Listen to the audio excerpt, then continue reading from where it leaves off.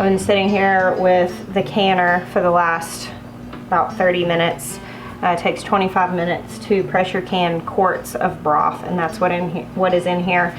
My first batch of quarts of broth.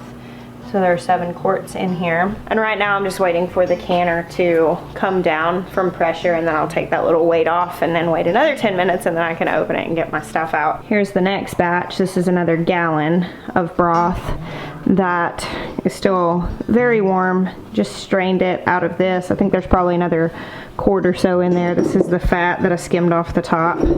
But that's some nice bone broth that's been simmering here on the counter for a couple of days. While this is coming down though, I'm gonna run outside.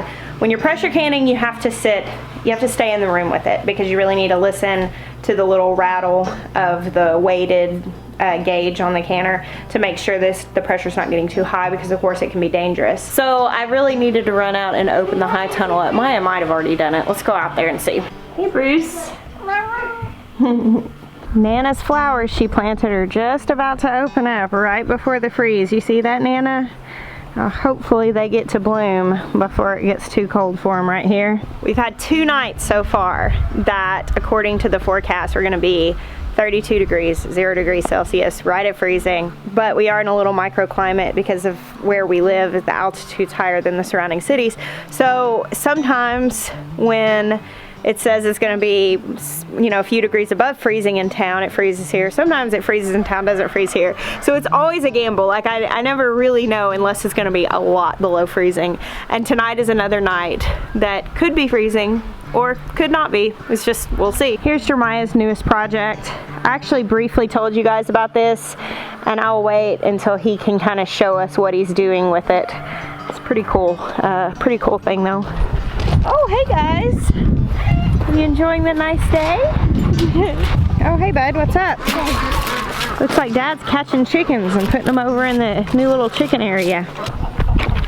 Are you clipping feathers? Do they want to eat vegetables when there's not? But they don't want to eat vegetables when there is a vegetable? They want to eat, well, they just eat vegetation. They'll just scratch through it. They prefer bugs, I think, but they'll eat all those little turnip greens. Careful, don't touch that, it's hot.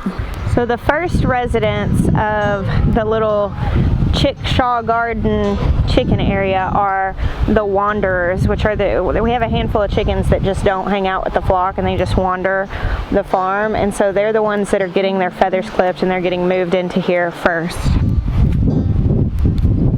Locked down. No longer free to roam.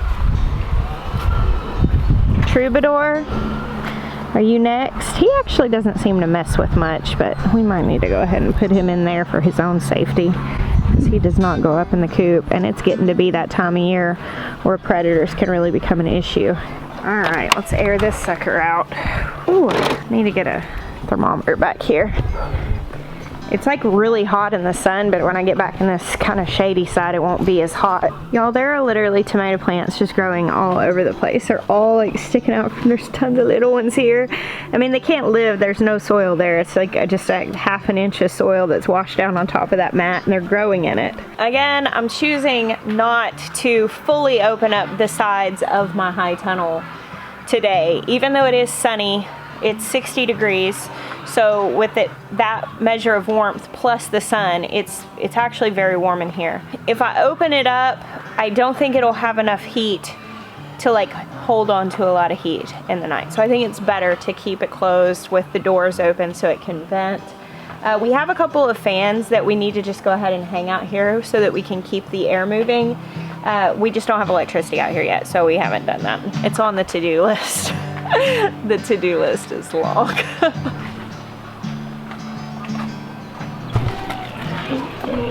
So Troubadour's going up, huh?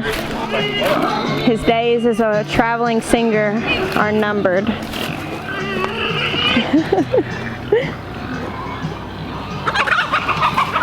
Oh, got him. Whoa. Isn't he, look at him. Look at him. He's like, come at me, bro. Hackles all raised. Bless him. He's so pretty. There's black feathers here. No, look at these babies. They're not all down here.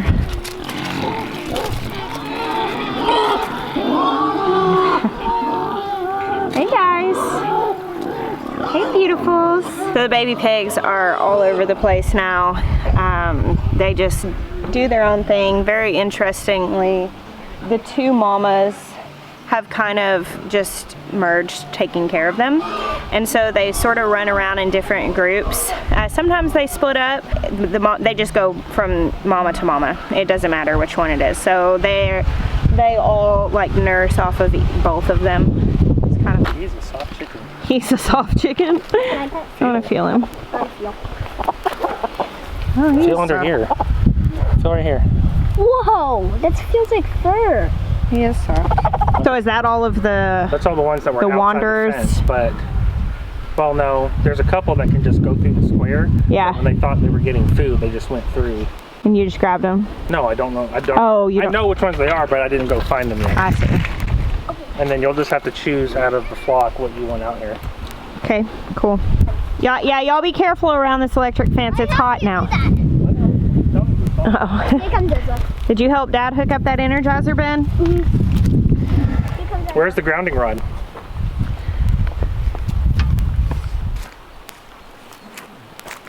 Very good. These guys have not found the inside of their new house yet. We'll probably have to come out here after dark today and put them all in there. So we'll know that's where they're supposed to be. I really feel like Doris is like any day close. I think we should probably go ahead and isolate her because the way the other babies are going back and forth between the mamas. I was told that if you have older piglets, you need to at least separate a new mom with her babies for like a few days to a week so that they get all the colostrum, because the older babies will steal the colostrum. Yeah, and look at her teats. Like I'm just trying to remember what it was like when Fanny and Clem, because like they didn't really show until it like was like happening. Right, and that's the thing. She's a first timer, and the fact that her teats are that swollen, they weren't like that a few days ago. They weren't that low hanging. So I think she's got milk in, which means she needs to be put up. If we isolated her in the morning, would be okay? Honestly? Yeah, honestly. No, I think we should probably put her up. I think we should probably try to get her in there tonight or today. That's really hard to do, one person. Well, lucky for you. Lucky for me what? I'm here and I am a person.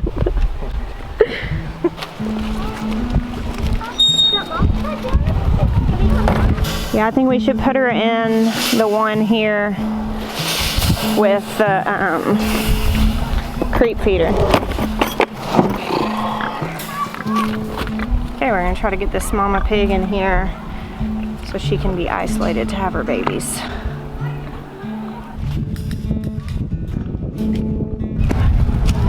So we're just using one cattle panel hog panel to block this off.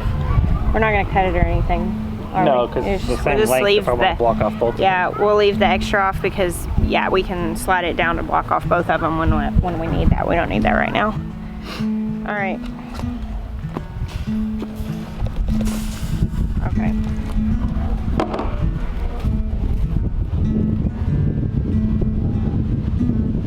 What are your thoughts? Not sure. Well, just try to get her to follow the bucket. Yeah, they're all going to follow the bucket is the thing that I'm trying to figure out how to keep them in. I'm trying to think of how do I get Doris's attention.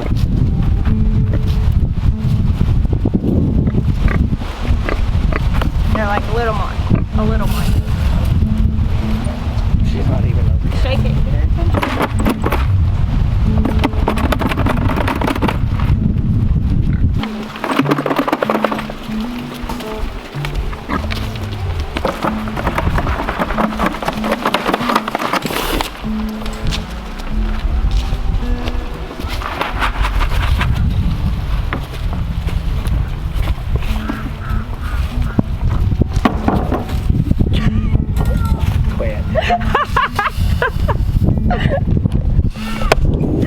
Of course it goes that way. Of course. Highly favored one. This is where I have to try really hard not to be cocky because I know that if I am, I'll have to eat it later. Something will go horribly wrong next time that I'm overly arrogant about how easy feeling things really are. compelled to do right now is be like, all right, from now on, you're responsible for moving all kids. Because I guess I have PTSD from the last time when the hogs that we had processed in February picked me and Benjamin up at the same time and threw us like we were tissue paper. I'm like, I don't know how we're gonna do this. Doris, being agreeable, walks into the pen she's supposed to be in, and I'm like, oh, yeah. I'm grateful for not fighting. I'm also kind of like, of course now. The camera's on and I'm like, I don't know if you can do it. And she's like, all right, we can do it. That easy. So sometimes you win. Thank you, Doris, for saving face for me. Y'all, the pig yard is full of tomato plants. They're everywhere, all over. You see the duck house? Huh? You see the old duck house? Is it full of plants?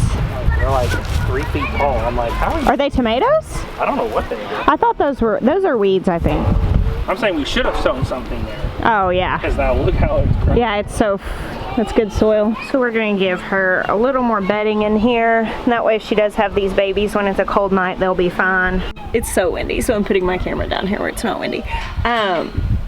The other reason why I wanted to go ahead and isolate Doris was the issue of older babies still in colostrum, but also because we have forecasted nights that are very near freezing.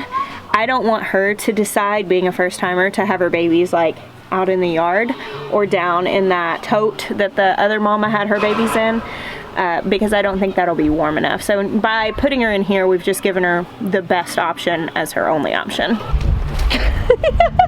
Little wildlings. They're so cute. He keeps going back and forth from one mama to the other one like, will you let me eat? He's starting to nibble on the solid food, which is about right on track. So you may notice the absence of our little runty pig. This is sad news that I'm about to tell you. We've got little ones listening with you. The little runty pig, we thought he was thriving there for a little bit because he was starting to grow, but like baby pigs put on something like 1 pound a day. Like they gain weight really, really fast. He was definitely gaining slower than the others, so I actually started to attempt to supplement him, but he just like took a very hard turn downhill really quick. And I think what may have happened is I think one of the mamas might have put him down, because when we found him, I think that they were doing their survival of the fittest instincts, and that is not uncommon on a farm for a mother animal to reject a weak baby. I was surprised that they fed him and took care of him as much as they did. And some animals we will 100% like intervene. When I get rejected goat kids, I'll put a lot into it. Pigs, however, don't thrive quite as much, so I will intervene to a certain point. But at some point, whenever you've got a pig that's not gaining and that's really, you know, was that small when it was born, you kind of assume maybe something was internally wrong with it. And I think that's probably what was going on. Guess, because it wasn't with that he wasn't growing fast. He wasn't growing at all. Yeah, and his little, like his legs got to where they weren't right, and I wasn't 100% sure, but he's also the one that stalled the labor. I actually learned about this from one of our viewers. Sent me a message and explained to me that this happens in calves and pigs, that, and I guess any animal, but specifically in cows and pigs. If you have one really big baby followed by one really small baby, a lot of times it can stall the labor because the big baby like stretches everything, and then there's not enough elasticity essentially to push out the smaller baby. Like the contractions aren't as effective. And I think that's what happened with that little baby, but I don't know exactly what happened, but we did lose him. And that is really sad, but it's also part of farm life, unfortunately. The idea of not trying is really just not, it's not on my radar. Like I always feel like I want to try, even if I know it's not necessarily often successful. Like pigs, bottle fed pigs, they don't always thrive. But I will a lot of times try to intervene. I haven't actually had to intervene much with a pig. We did have one that we tried with, but it was clearly not going to work. That also, I think, was damaged by one of the parents. Thankfully, it was a case that we found it instead of the kids finding it, because that having to deal with death on a farm is really, really difficult. Having to teach your kids about death on a farm is even more difficult, because their disappointment, honestly, is the same disappointment I feel, but they just feel it so big and loud, and it just is challenging as a mom. It makes me have to deal with my disappointment. You know, otherwise I think there's like this adult part of me that would just say, oh, push that down, don't be disappointed, don't be sad. But when the kids are just so expressive in their disappointment and sadness, I'm kind of like, hey, I feel that way too. So it was a sad thing, and I just wanted to tell you guys about it because I know you guys will ask about him. So we have 11 babies left, strong, healthy babies. Look at this little fighting that's already happening. Here they are all together.